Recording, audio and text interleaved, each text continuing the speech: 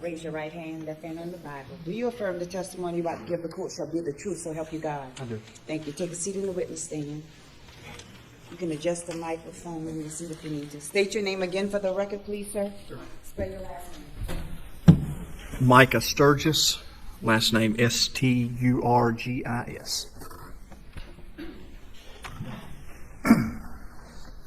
Good afternoon, Mr. Sturgis. Good afternoon. To start with, can you just tell us about yourself? Where are you from? Sure. My name is Micah Sturgis. I'm from Charlotte, North Carolina. I am the Director of Digital Forensics for Barefoot Professional Investigations. Pull the mic a little closer. Sorry. Better? Yeah. I'm the Director of Digital Forensics for Barefoot Investigations. Okay. And, tell us about your experience in law enforcement and then cell phone forensics. Sure. So from 2004 until 2016, I was employed by the Cleveland County Sheriff's Office. It's a full-service sheriff's office located in Cleveland County, North Carolina. They're on the border of North and South Carolina. During that time period from 2004 to 2006, I was a patrol deputy. In 2006, I was promoted to a corporal or training officer, where I trained new hires. In 2009, I was promoted to detective. In that capacity, I handled everything from larcenies to murders, and then I took on the role of the digital forensic examiner for the sheriff's office. It was the first one that we had, and I formed the digital forensics lab at the Cleveland County Sheriff's Office. And before we get more into digital forensics, you've been involved in murder investigations before? I have, yes. Okay. As a lead detective? As a lead detective, yes. And then as you go into digital forensics, tell us about your experience with digital forensics in law enforcement, and then afterwards, and then after that, we'll get to your certifications and training. Sure. As the digital forensic examiner for the sheriff's office, it was my responsibility to handle all the digital evidence that came into the lab, and I was also in charge of ordering things that needed to be ordered and stacked up on for digital forensic purposes. And during that time period, I was sponsored by the United States Secret Service to attend the National Computer Forensics Institute in Hoover, Alabama, where I was trained in mobile device examination, multiple tools, Celebrite, Blackthorn, which is a form of Burla Ivy, XRY, which is another forensics tool. Paraben was another tool that we used. And so I received that training from the NCFI. They also sent me back with several things, one of which being a laptop computer or a MacBook in order to do examinations on, and also a Ramsey's box or a Faraday box that I used to use whenever we had phones that came in. And let's just, since we're kind of on it, could you go through the training you've had in digital evidence? Sure. So I have had the basic and intermediate cell phone forensic courses, introduction, intermediate, and advanced, computer forensics, internet investigations, introduction to wireless investigations. I was a Lantern certified examiner. I attended the Lantern cell phone training. Lantern is a forensics tool for Apple devices, primarily Apple devices, does some Androids. Apple iOS forensics, I attended that at the American Academy of Applied Forensics in Charlotte. Cyber investigations, I was nominated and sent to the National Computer Forensics Institute by the United States Secret Service, where I received my mobile device examiner certification. I also received Celebrite certifications while there at the NCFI, and Paraben mobile forensic training, Celebrite certified physical analyst, received XRY training at the Tennessee Bureau of Investigation, and took the XRY intermediate courses. In 2017, I attended the Infuse conference in Las Vegas, Nevada, where I sat for my ENC written examination. Later came back to Charlotte and did the practical examination, where I was certified as an in-case certified examiner in 2017. And attended the Magnet User Summit a couple of times. Received some training on their tool there at one in Las Vegas, the other in Nashville. And received introduction to alternate data acquisition training, wireless analysis training. I received my Lantern Certified Examiner from Katana Forensics, my XRY Certified Examiner from MSAB, the Celebrate Mobile Forensics Fundamental Certification, the Celebrate Certified Operator Certification, Celebrate Physical Analyst Certification, and then the Celebrate Certified Mobile Examiner Certification, and also my In-Case Certified Examiner Certification. And can you tell us about how many extractions or acquisitions of digital evidence you've performed? Sure. Well over 500 logical physical acquisitions and extractions using Lantern, the Apple device, forensic tool, Celebrate, Blackthorn, XRY, Paraben, and well over 750 images of hard disk drives or solid state drives of computers, and analyzing that data within either FTK or In-Case. FTK's Forensics Toolkit. It's a forensic suite. Examining an In-Case, Magnet IEF, which is Internet Evidence Finder. That's what they started out as. They're now Magnet Axiom is the product that they produce and put out. So I've used Axiom to do multiple examinations with that. Image with hardware forensic imagers like the Forensic Falcon. I've used Paladin to get live acquisitions, Macquisition for Macs, and Recon ITR for MacBooks. Also had to collect checkpoint encrypted devices with my time at the bank. And that leads into, when did you leave law enforcement, and what have you done since you left? Sure. In 2016, I received a phone call from an individual who owned a private firm in Charlotte, and I went to work for him as a digital forensic examiner in the South Park area of Charlotte. Okay. And after? After that, I worked for him from 2016 until roughly 2019, and then I went to Wells Fargo, where I was one of 24 examiners for the Wells Fargo and Company. After leaving Wells Fargo in 2021, I went and formed this lab at Barefoot Professional Investigations. And have you ever been qualified as an expert by court to testify before? Yes, I have in both criminal and defense work. Okay. Criminal work, civil cases? And civil as well, yes. And in the criminal cases, have you been on the defense side, the prosecution side, both sides? I've been on both. Have you ever been qualified as an expert in digital forensics in a murder case before? I have, yes, in 2015. And was that for the prosecution? It was for the prosecution. Your Honor, at this time I would offer the witness as an expert in cell phone forensics. No objection from the staff. So qualified. Mr. Sturgis, before we get into the what we're here to talk about, are you paid by the defense to be here? I am. And how much? My rate is $300 an hour for any type of examination work or consultation, and then $600 an hour to be on the stand. And does that go to the company that employs you? It does. In your experience, are you aware of anyone who does this work for free for the defense? No, I'm not. In fact, I do IDS work. What's that? IDS work is indigent service, so people who can't afford defense experts, and I do that work, and the state pays me. Turning to this case, have you? What information have you reviewed regarding the cell phone in this case? Everything that I've been able to look at and review has been provided by the state. And specifically the extractions, where Right, they're from? specifically the extractions of the mobile devices and reports that they've produced. So you haven't done anything independent of what the state has provided? No, only the state's data. Okay. And have you had a chance to review the timeline that's been introduced into evidence in this case? I believe it was, I don't have the exhibit number on me, but the large timeline of events. The one provided by the state, yes. And as far as the cell phone information goes, is that timeline accurate?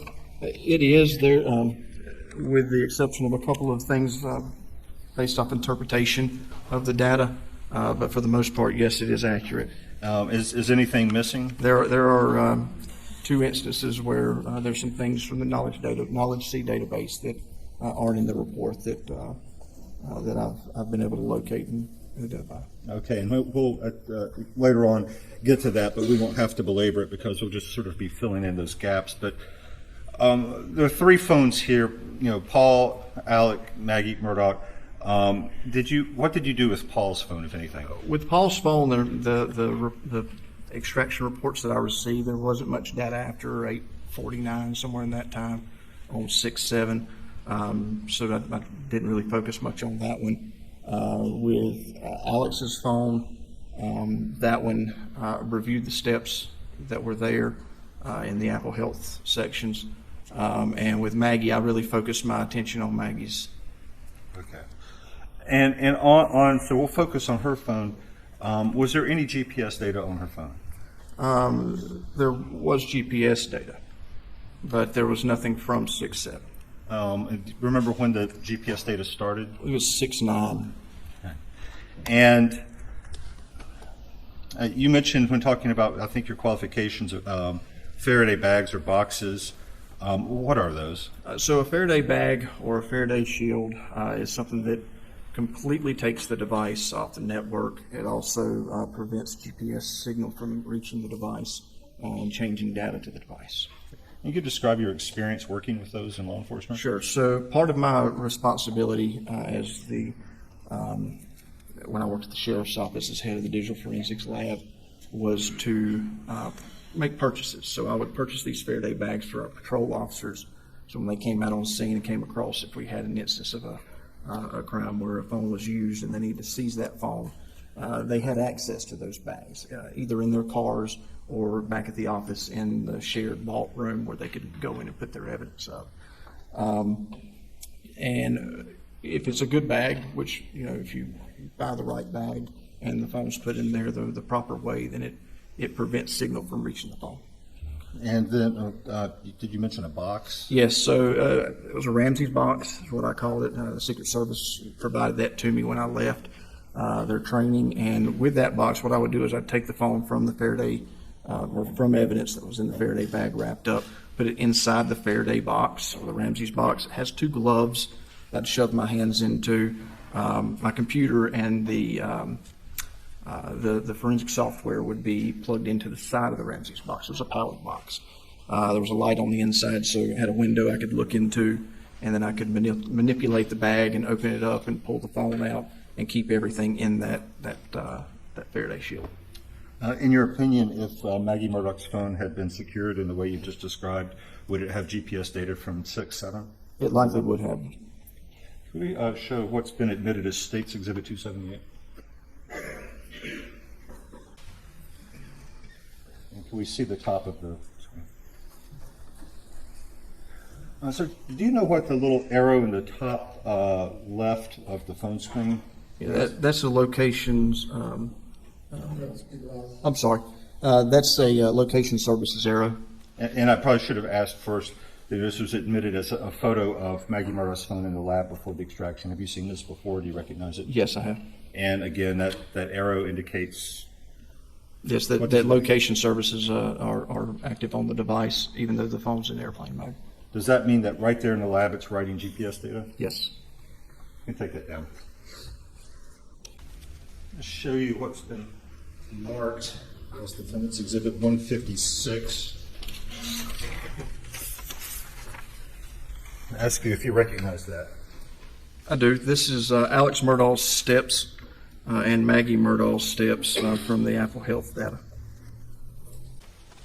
Your Honor, I would offer, I believe, without objection, Defendant's Exhibit 156 into evidence. No objection. Admit it. Pull up. It's the Apple. I want to just ask you to explain what some of these terms are. How does, and obviously from the title, this is out in Murdaugh's phone. How does the phone come up with that steps number? So there are accelerometers. Mike, I'm sorry. please. I hope I sit up a little further. There's accelerometers inside the device. So whenever the phone is jostled or moved and there's the accelerometers move, then that accelerometer data logs a step. So independent upon where the device is, if it's on your waist or in your pocket or you're holding it in your hand when you're walking, that movement of the accelerometer indicates those steps. And what does, how does it come up with the distance that corresponds with those steps? It uses the satellite's GPS. And what does the start and stop times, what do they mean? So in the Apple Steps or Apple Health data here, you see, for instance, entry 26, that the between the times of 7:55:32 and 8:05:07, that 270 steps were taken during that time period. Okay. Now, do we know when in that time period the steps occurred? We know that the steps or the logging of those steps started at 7:55 and 32 seconds, but whether we don't know each individual step, when each individual step took place. We just know that sometime during that time frame, those 270 steps were taken. And between the steps numbers and the distance, do you have an opinion on which one is maybe more accurate? In my opinion, the steps are going to be more accurate. Why is that? Because of the accelerometer and the hardware in the phone, they're more accurate. Does that mean that the distance is not useful information? It doesn't mean the distance isn't useful information. I think the totality of everything altogether is what we have to look at here. The second page. And is this the same thing for Maggie Murdaugh's phone? It is. Before we get into time, just some other things to cover. There's been a lot of talk so far about orientation changes. You can take that down, that exhibit. What is an orientation change on an iPhone? So an iPhone has two orientations. It has a portrait or up and down, or a landscape, which is horizontal or sideways. And whenever the device is backlit, that's when the orientation change will log and show. Now, we're not specifically talking about like a phone. If you physically take the phone and you turn it like this, we're not talking about the physical. I'm going to just interrupt this a second. I know they don't let you have a phone, but since you're gesturing, Thank you. there's a phone that might. So what we're talking about is not the physical positioning of the phone, but the orientation of the data that you're reading on the device, that orientation change. And what do the start and end times mean for an orientation change? So when a orientation change is made, a start time is logged. That's the start time of the orientation change that you're seeing on the device itself. And for Maggie's phone, what was the last orientation change? When was that? I believe that was 9:06 and 12 seconds p.m. on 6/7. And when did that one end or complete? I believe that was 9:06 and 20 seconds. And when it completed, what was the orientation of the phone for the rest of the time? It was in portrait mode. Okay. If the screen is off, can an orientation change occur? If the screen is off, no, the orientation change can't occur. If the orientation change happens in the database at the exact moment the screen comes on, does that tell you anything? When I see that, when I see a orientation change at the exact time that the screen is lit up, if the device was in horizontal or landscape mode and then moved into portrait mode and the screen comes on, then all of a sudden, the exact same time, it changes into portrait mode. To me, that indicates that the phone was in a portrait mode position, and then the screen comes on, and then the orientation change takes place inside the phone. So does that mean that movement when the screen is off can appear as an orientation change when the screen comes on? When the screen comes on, yes. When the screen's backlit, that's when the orientation change. It cannot make an orientation change unless the back screen's lit. So kind of moving on then to, we've talked about orientation changes and they don't happen when the screen is off, as you said. Can motion of the phone turn on the screen? Yes. Very little motion can turn on a screen.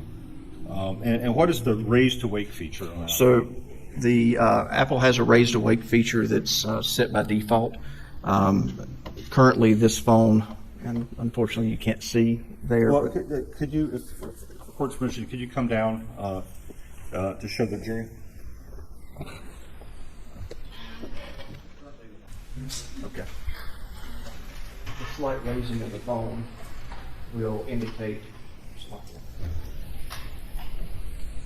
when the phone's here, if you raise the phone, it raises the weight. So if you raise the phone like that, if the phone is flipped over, you flip the phone back over, it wakes up. If you move the phone from this move to here, the phone comes on. So that's the raise the wake function. And was this feature turned on Maggie Murdaugh's phone on June 7th? By all indications on the database, there were that it was there. Yes. Are you familiar with the location of Maggie Murdaugh's phone when it was covered by law enforcement on 680? I am. And have you reviewed the recently received GPS data for Alex Murdaugh's Suburban when it was passing that location? I did. Okay. So do you know when the Suburban passed the location of the phone?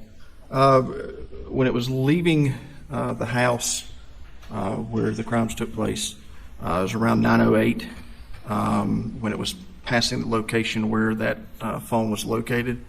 And then on the return trip back, it was 9:59, I believe 19 seconds. Was Maggie Murdaugh's phone screen off during those times? Yes. Now you're just here as a cell phone expert, right? That's correct. So can you offer any expert opinion on how a phone would tumble or bounce or move from a car going 40 plus miles an hour, into the brush in the side of a country road? No, there's just too many variables, and I'm not an expert on physics, so. Can you tell us how much motion would be required for the screen to come on a phone? Very little. Just reaching and picking this phone up like I just did there, the phone comes on. So very little. Okay. And again, in the times that Alex Murdaugh's car was passing, the screen never came on. That's correct. The database indicated it was off.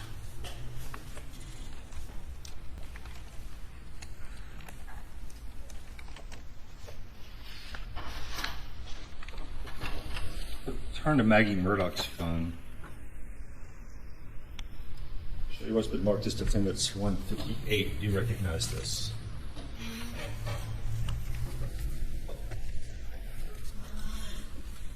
I do.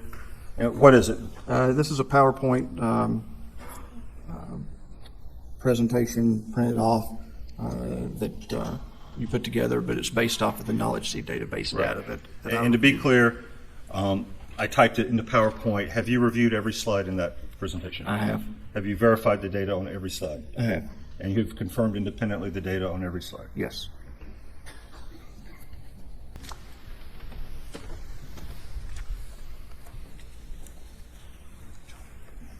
No objection. Your Honor, I would offer, it's been marked as defendant's 158 into evidence.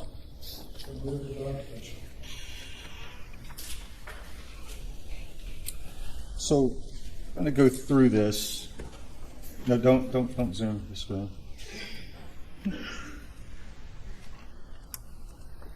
So we're looking at just a very short period of time, right? You described the time period you're looking at.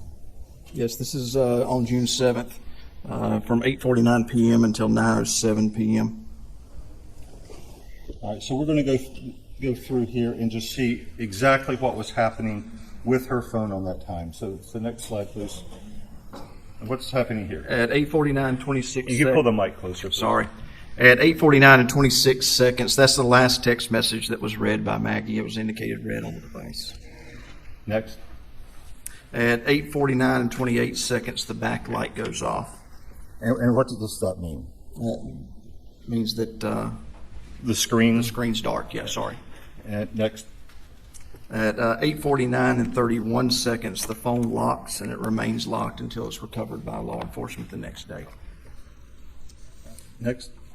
At 8:53 and 8 seconds, the backlight comes back on. The phone's eliminated. And next. And at 8:53 and 12 seconds, orientation to portrait starts. Next. At 8:53 and 15 seconds, that's when the phone began logging the 59 steps. Next. And it's on the screen. And Yep, sorry. And at 8:53 and 20 seconds, there's Siri usage. This was indicated in the Knowledge C database, and that can be done by squeezing the side button, holding on to it for a short period of time, and Siri activates at that point. So this is a user interface, somebody Yes, squeezing the phone. it actually shows up as Siri UI, so it's a Siri user interface. Next. At 8:53 and 24 seconds, the orientation to portrait completes. Next. At 8:53 and 28 seconds, the backlight goes off again, so the phone's dark. Next.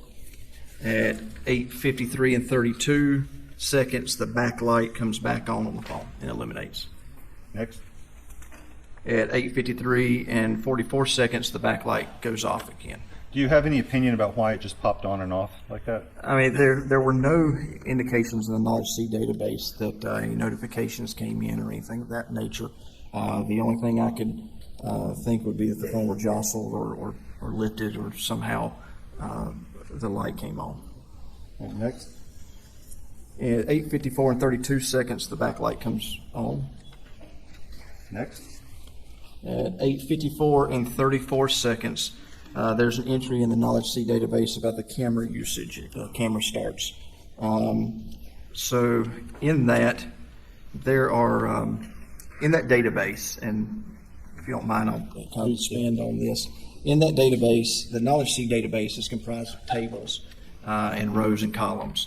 And in that database, on that specific item where the camera was, there is another column that is called the Z-structured metadata.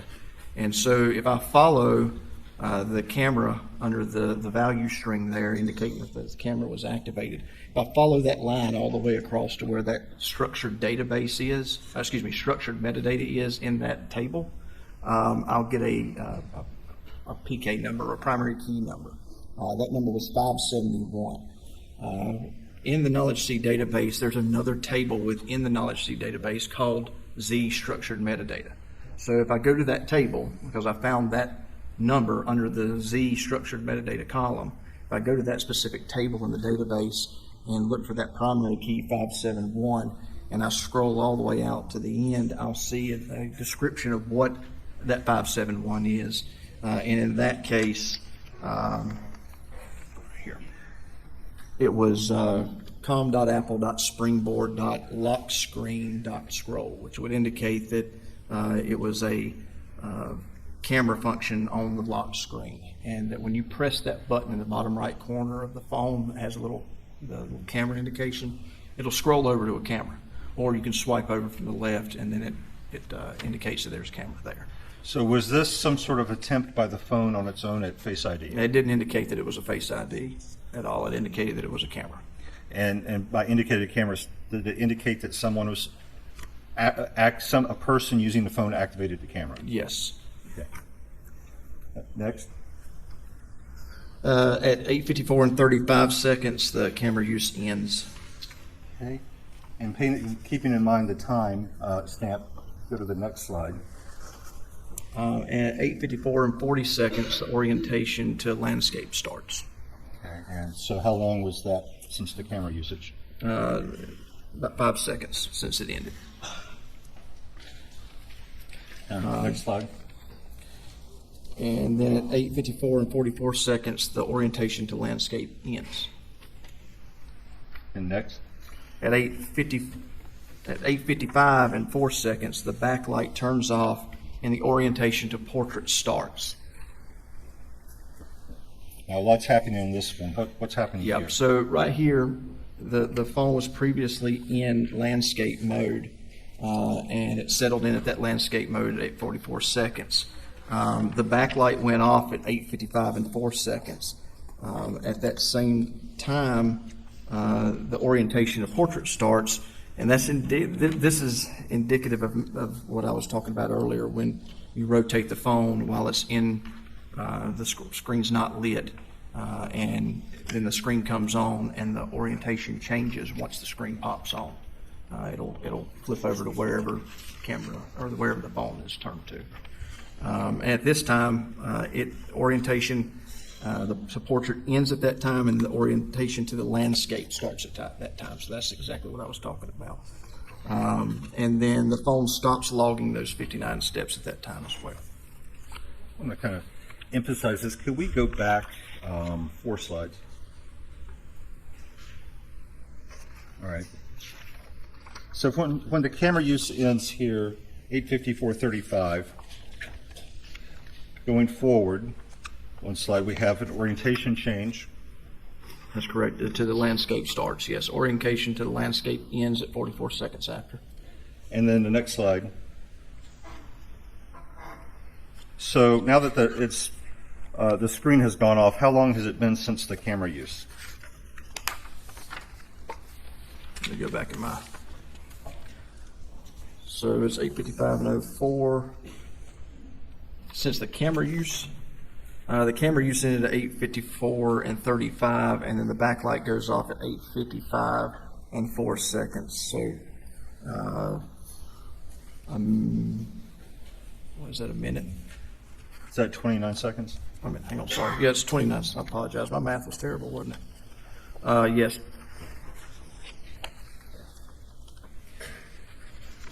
And then going forward, so what we had in that 29 seconds was an orientation change, and then the screen goes off. Right, that's correct. All right, so let's go back to the slide that's timestamped 8:55:32. Is this where we left off? That's where we left off, yes. So here, the backlight's on, the orientation to portrait ends, and then the orientation to landscape starts immediately when the backlight comes back up on the phone. And then the phone stops logging those 59 steps at that time as well.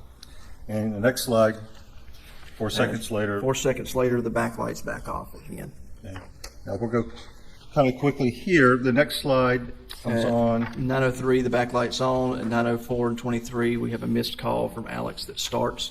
At 9:04 and 23, the backlight goes off. But now let's go back to the previous slide.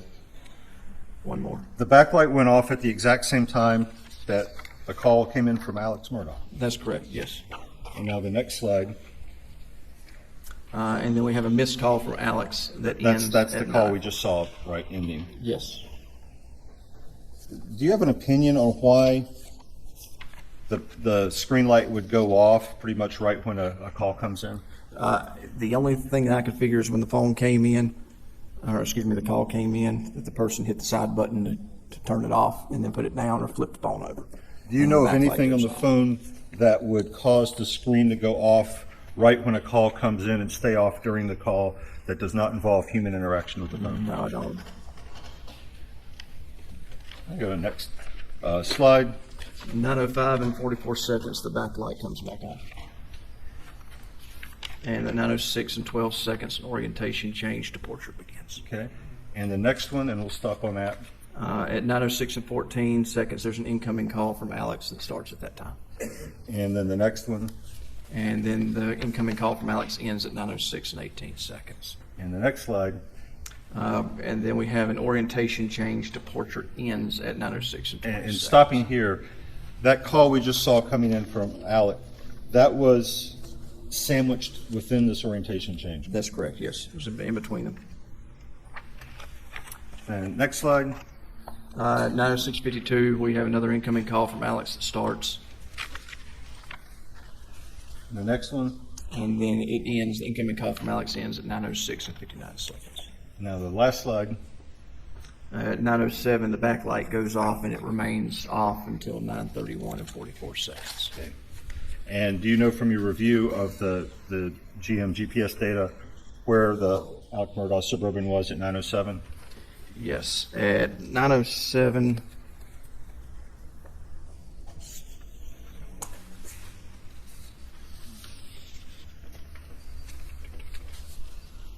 He was like traveling from the house, or from his home to the house in, I forget the name of the city. Like precisely at 9:07, where was he at that moment? The 907 would be the driveway, I believe. Right. The driveway. Yes. And Maggie's phone, the screen did not come on again until 9:31. That's correct. And just one more time, how much motion does it take to turn the screen? Very little. I mean, just the slightest lift of the phone turns the screen on. Please answer any questions from the state. I have no further questions. Thank you. And before don't forget your phone. Mr. Sturgis, how you doing today? Good afternoon, Mr. Conrad. I'm well, thank you. I believe at the beginning of your testimony, you testified that you felt it likely there was some location data stored on Maggie's phone from June 7th that potentially was overwritten. Did I understand that correctly? I said that there was data that was on the phone from June 8th, and that, correction, June 9th, and that data likely could have been on there had it been preserved properly. And explain to the jury just real quick, how does an iPhone store that GPS information? In generic terms, and then if I need to get more specific, I will. Sure. It's so the iPhone keeps that data, and it uses the GPS location, the GPS satellite, triangulates with the GPS satellites, and stores that data. Right. And does it store it in a sort of cache? It does. All right. It is a cache. And when it comes to iOS, as opposed to, say, a standard hard drive, iOS keeps certain databases caches fairly limited, correct? And it doesn't allow them to access the entire memory available on a device at any given point, correct? That's correct, yes. Okay. And do you know, or at least in your training or your investigation, have you been able to determine just how big a typical cache is, at least would have been for Maggie's phone during this time? No, I didn't research that. No. Okay. No, I didn't research that. No. Okay, so you don't know how long Maggie's phone would have potentially stored GPS information at this during 2021, correct? That's correct. Okay. No. All right. And just so I understand correctly, you agree that a iPhone will not record an orientation change if the screen is off, correct? That's correct, yes.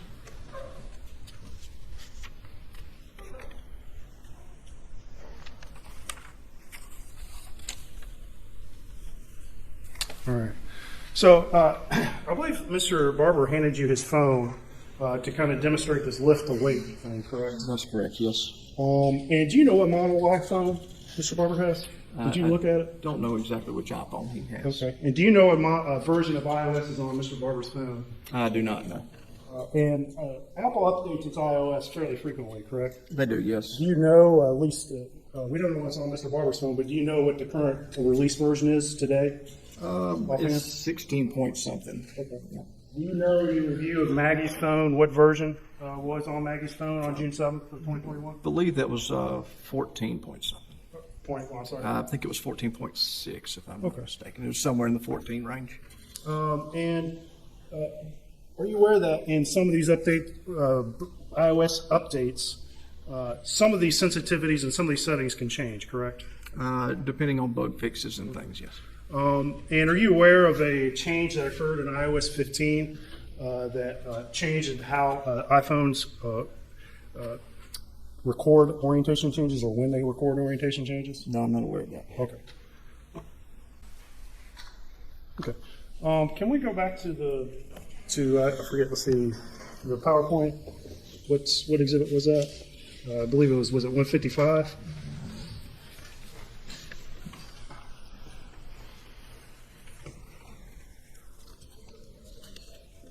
Well, there are two. I just was aware of one. The 158? For this witness.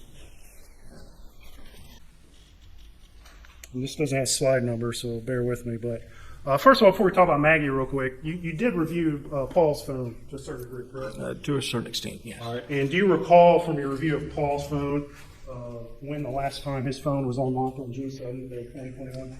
I don't recall, no, I'm sorry. And we can find the state's exhibit if we need to, but would you disagree if I told you it was 8:49 p.m. or shortly If thereafter? that's, 8:49 p.m.? if that's what's in the state's exhibit, I don't disagree with that. Okay. And I believe one of your first slides here is that Maggie's phone locked. Let's see, go to 1, 2, 3 slides. One more. All right, back one, I'm sorry. 8:49:31, and in your review, Maggie's phone found that her phone was locked at 8:49:31, correct? That's correct, yes. And it was not unlocked until when, the next day? The next day, that's correct. All right, and that's when it was recovered by law By enforcement? law enforcement, yes, sir. Okay.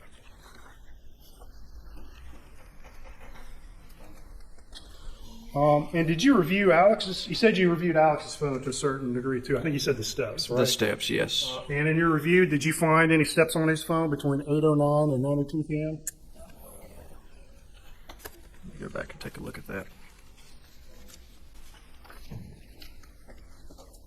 8:09 and 9:02. PM? Correct. Correct.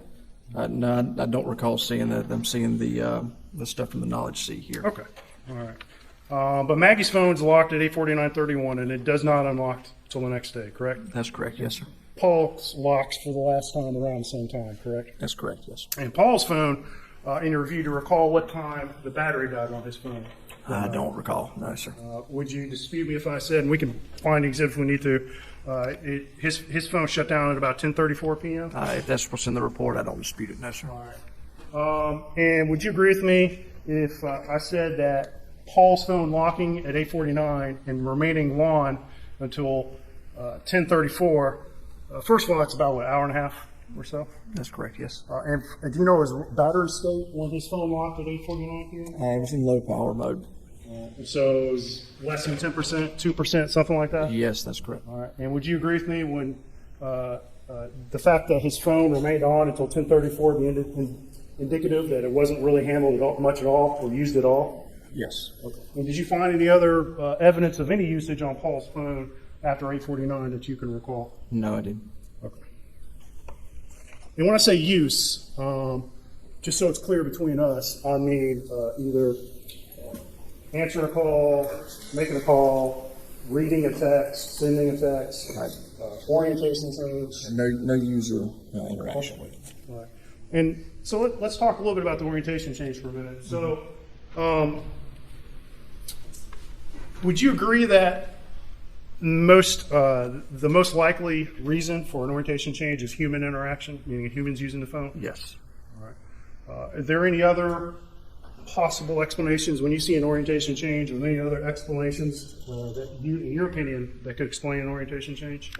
Only if a phone, was in one position, lit up, fell off, and landed in another position. Okay. But no. And when you see a series of orientation changes, 30 seconds or a minute between each orientation change, it'd be difficult to explain that by a phone just kept falling on its own, correct? Repeat the question, I'm sorry. If you see a series of 3 orientation changes, just speaking hypothetically for a moment, if you see a series of 3 orientation changes, say 30 seconds separate them or thereabouts, or a minute separate them, could you explain that? Would it be very likely that a series of falls caused those orientation changes? It depends on how many falls it was making, but being jostled around in a pocket and the light on, being turned, if it's in a person's hand, being turned back and forth, and that would be the only thing I could indicate with an orientation change. Okay. All right. Can we pull that slideshow back up, please? Okay. 8:53:15. There you go. And this is when Maggie's phone starts showing some steps, correct? That's correct, yes. And you would agree that the most likely explanation for this is the phone is moving in some manner, correct? That's correct, yes. And those accelerometers are recording, or the bounces are jostling, that would most likely be explained by steps, correct? That's correct, yes. Now, you can't tell us who's carrying that phone at this time, can you? No. All right. Next slide. All right. And so at this 8:53:20, you say there's some Siri usage and a squeezing of the side button. And let's just, Is that the only explanation of why you'd see the Siri pop up on a phone, is squeezing the side button, or are there other possibilities? There's another possibility of her saying, hey Siri, and then that Okay. happens because it's a Siri user interface. Okay, so there could be another explanation, but it's most likely someone squeezing the side button saying, Could be a "Hey, side Siri." button say, hey Siri, but it's a user interface with it. Okay. All right. Go to 8. Next slide, please. Actually, let's go to 854.34, please. All right, and here you say the camera gets activated, correct? That's correct. And you think the most likely explanation is somebody swiped the camera symbol on a locked phone, correct? Right, either swipe the camera or touch the bottom button because it's coming from the springboard lock screen. Okay, we say bottom button. Which button? If you're looking at an iPhone and my most recent iOS, I think it's 16 point something, in the bottom right corner, there's a button that you can touch and hold and the camera comes on. But when that happens, it comes over from the left and the camera scrolls over. Okay. And then next slide. And then 854.35.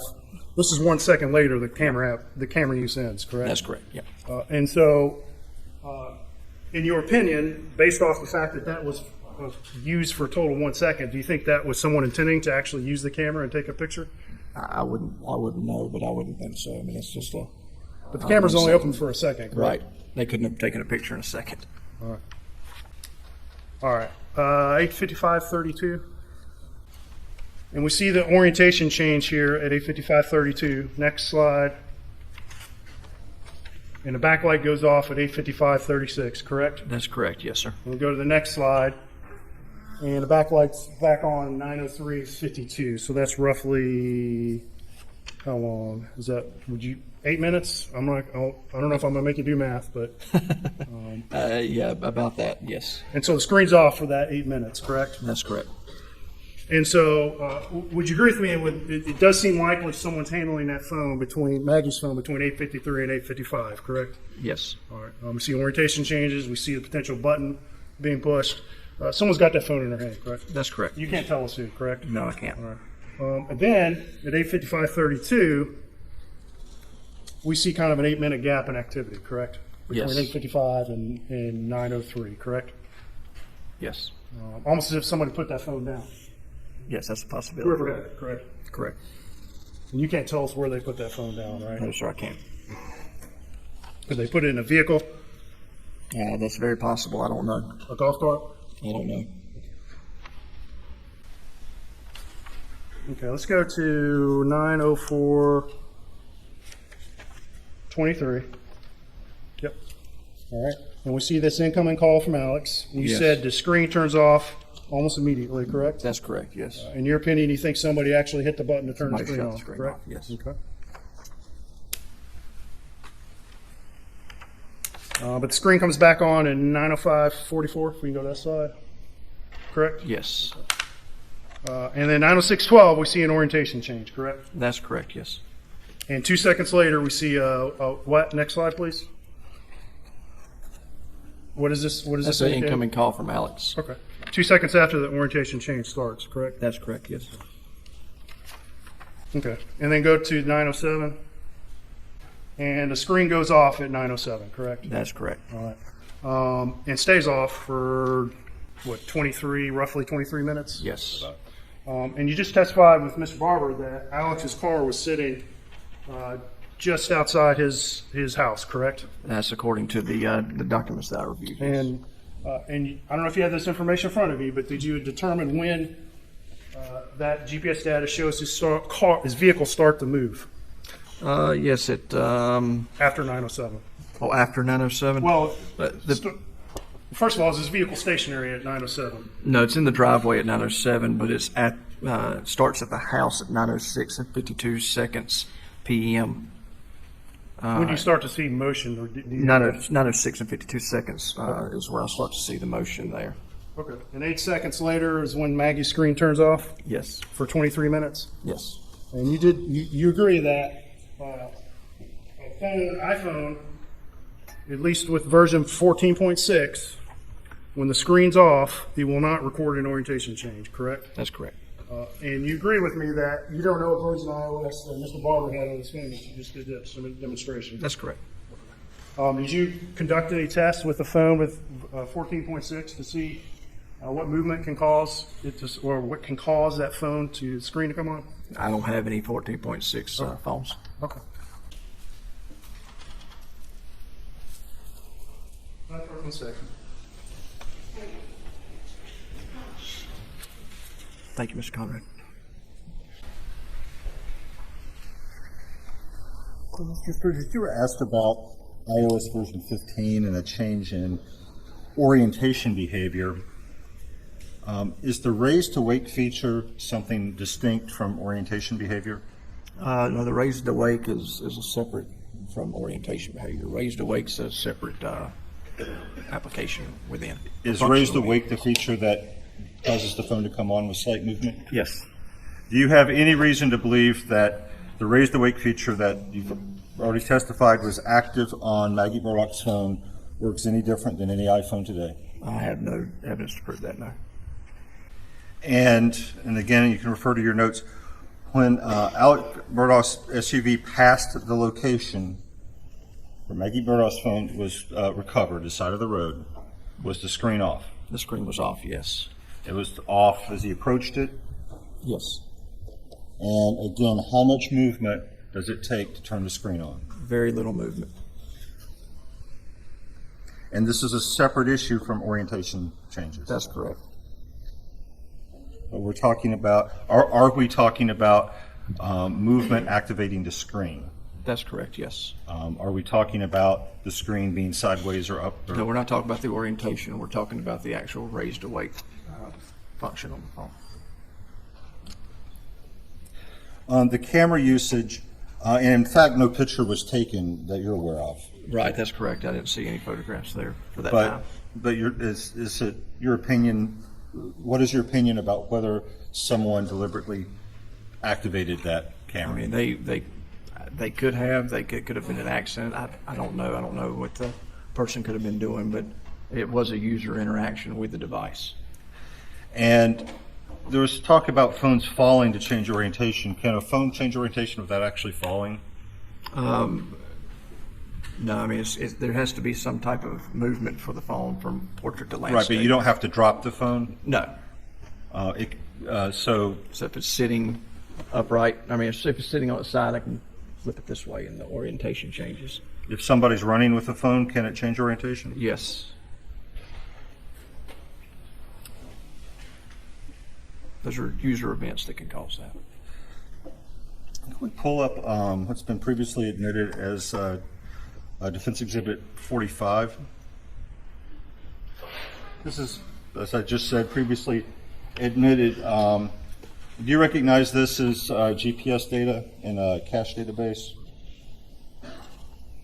This looks like a yes cache for the ZRT cell location database. Yes. And what's the timestamp for the first entry? It's 6/9/21 at 2:51 and 21 seconds p.m. In your opinion, would it be fair to say that if this phone had been extracted or put in a Faraday bag a couple of days earlier, we would have GPS data from 6/7? In my opinion, it's likely that we could. We put up the step data exhibit. The Apple step data exhibit. Okay, we previously talked about this, Alex Murdaugh's steps. Between entries 27 and 28, you see those time periods? Just want to remember that and go to the next page. Here we have Maggie's steps. Are there any steps, periods of steps that correspond between Maggie Murdaugh and Alex Murdaugh? No, I don't see any. So there's no period where both phones are stepping in the same period. No. Okay. And if we stay on this one, if we look at entries 5 and 6, the distance is almost identical, 31 meters. Yes, it is. Are the steps different? The steps are different. Is that a significant difference? Not a significant difference for the 5 and 6, no. So 59 versus 43, so is that 16? It took 16 more steps to go the same distance? Yes. So does that indicate shorter steps? Shorter steps, yes.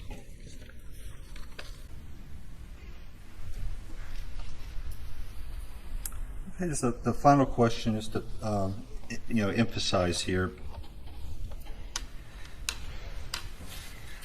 You can't tell us what a phone would do tossed out a window. That's not your expertise. No, I can't. But you can tell us how much motion it takes to turn on the screen. Yes, very little motion. And you've Turn the screen demonstrated on. that. Several times, yes. And that feature of the iPhone was active on her phone, Yes, and it is totally separate from orientation behavior. that's correct, it is. No further. Anything further? Just a couple of things, Art. You said you reviewed Paul's phone. Did you review the video that's been called the kennel video in this case? Yes, I have seen the video. And did you have any information that would lead you to disagree that that video was recorded at 8:44, about 55 seconds on the night of June 7th? No, I don't have anything. And the location data, would you agree the location data for that video was recorded at the kennels on the Murdaugh property at Moselle? Yes. Okay. All right. Ms. Barber was talking to you about steps data. Just so it's clear to the jury, and I'm going to speak in hypotheticals here for a second, but if you see the iPhone record steps over an interval of about 5 minutes, for example, it records a certain number of steps over that 5 minutes. Does that mean, is that phone trying to tell you that someone's uniformly walking at an exact pace that keeps them moving over that entire 5 minutes? No, not necessarily. Okay. They could stop at some point in the middle of that. That's correct, yes. And so they could stop and pick something up in the middle of a period showing steps, correct? That's correct. It's just the steps between those two times. So you can't testify, you can't tell us if between, pull up the steps exhibit real quick. Next slide. All right. And looking at entry 28 on Alex's phone. Entry what, I'm sorry? 28. 28? Yep. Okay. And between 902 and 906, we see, 283 steps, is that correct? That's correct, yes. All right. And you can't tell us if his phone stopped at any point between those. No. Was no, that it's just roughly 4 minutes or a little over 4 minutes? no, just 283 steps between those two times. So he could have walked 200 of those steps in the first 2 minutes and then only slowed down for the rest of the Right. 2 minutes, correct? Or it could have been vice versa. Yes. Or he could have stopped for an entire minute somewhere in there. You can't tell us any different, correct? It'd be unlikely to stop for an entire minute. I think if you stop for that long a period of time, a new entry would be made. But Do you know, is there a cutoff for iOS no, that would? I think that just based off of what I'm seeing here, I mean, for instance, entry 29 and 30, you have about a 3-minute gap there, and Okay. yeah, So maybe if he stopped for a minute, it would have started a new entry? is could what you're have. saying? It But could if he have. had stopped for a shorter period of time, you wouldn't necessarily have, correct? right. Okay. And finally, Mr. Barber was asked you about distance, and I think I want to make sure I understood you correctly. I think you testified that you would consider the actual steps count to be more accurate than the distance. Is that I correct? would, yes. Have you found any research or studies that has measured or the accuracy of steps or distance in iOS devices? I have, yeah, and for instance, I've had cases where the step count and the GPS data is different sometimes. Okay. And in your opinion, the steps count is probably more the most accurate? In my opinion, yeah, the steps count is more accurate. Okay. You may step down.